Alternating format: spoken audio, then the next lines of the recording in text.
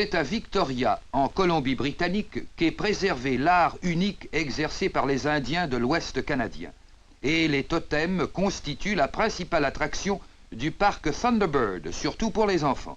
C'est une occasion rêvée d'apprendre à connaître les premiers résidents de la province.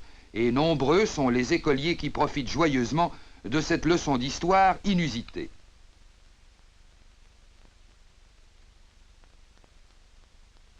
Dans le parc, la reconstitution d'une maison communale indienne.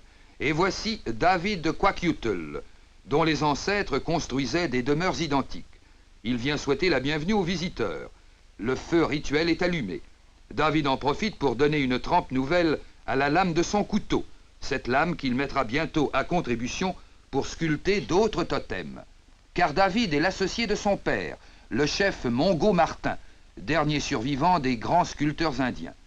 C'est dans son atelier qu'on apporte les vestiges délabrés de toute une tradition, tel ce vieux totem, taillé dans un pin séculaire, battu et rebattu par les vents de l'île de Vancouver.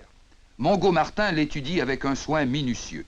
Puis, dans un bois traité pour durer indéfiniment, il en sculpte la réplique fidèle.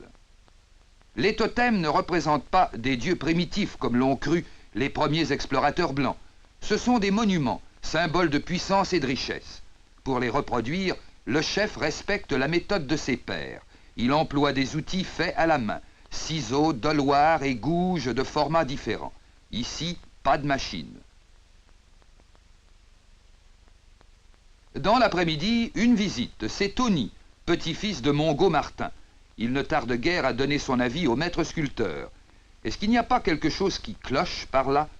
Le chef s'en assure aussitôt, mesure, vérifie, pour découvrir avec bonne humeur qu'il s'agit d'une plaisanterie.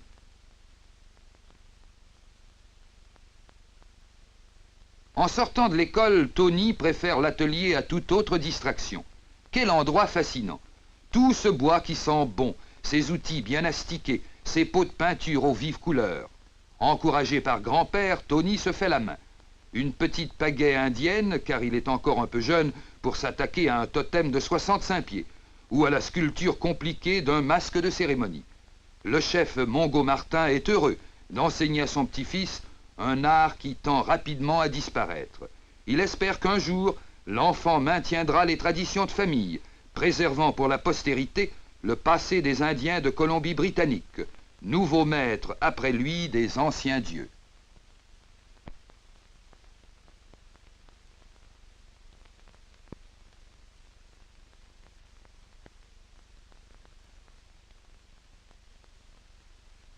Sur les rives du Saint-Laurent, dans la province de Québec, un village typiquement canadien-français, Saint-Jean-Port-Joli, berceau de la famille Bourgault. Les enfants Bourgault poursuivent l'œuvre de leur père, André Bourgault, maître sculpteur sur bois. Devant la boutique, des personnages taillés sur le vif témoignent de l'activité artistique exercée à l'intérieur. De son vivant, lorsque Bourgault travaillait dans son atelier, il aimait à être entouré de ses nombreux enfants, ses apprentis, ses compagnons. Son fils Roger semble avoir tout particulièrement hérité du talent et de la patiente habileté qu'exige un art minutieux. Et même les plus jeunes, Dominique, Francine et Céline, ont montré très tôt de nettes dispositions. Ces petites filles manient le ciseau comme d'autres enfants manient le crayon de couleur. Statuettes et coupe-papier, voilà leur ABC. L'atelier est un monde à part, affairé, joyeux. Jean-Guy fait preuve d'un zèle malicieux. Margot Leclerc s'occupe à vernir une scène champêtre, tandis que Michel, la fille aînée, colore un patriarche. Tout continue comme par le passé, alors qu'André Bourgault était parmi eux, l'exemple, le maître. Mais Bourgault ne s'est pas contenté d'enseigner son art à ses propres enfants. Il a eu plus de 100 élèves. Grâce au maître et à ses compagnons, Saint-Jean est devenu la patrie des sculpteurs sur bois, la Mecque des touristes. Les visiteurs ne tardent pas à être conquis par la saveur toute canadienne-française des sculptures. Fermiers, à l'œuvre ou en prière, pêcheurs, bûcherons, chasseurs. gaies évocations des danses carrées du bon vieux temps, et la population du village partage aussi l'orgueil légitime qui vient couronner toute réussite artistique.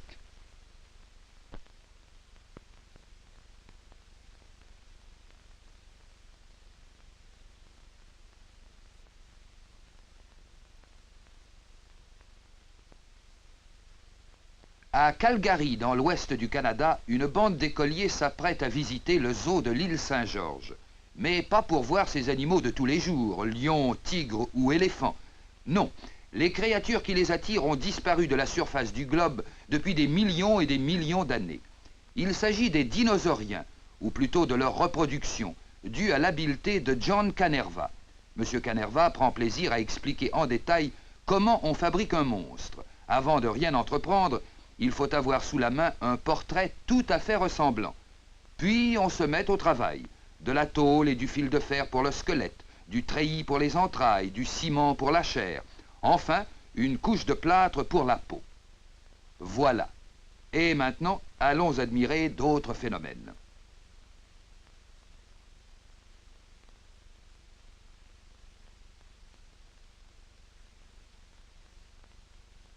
En théorie, les dinosauriens se nourrissaient exclusivement de feuilles et d'herbages, mais en pratique, ils cherchaient souvent à varier leur ordinaire, en se dévorant les uns les autres.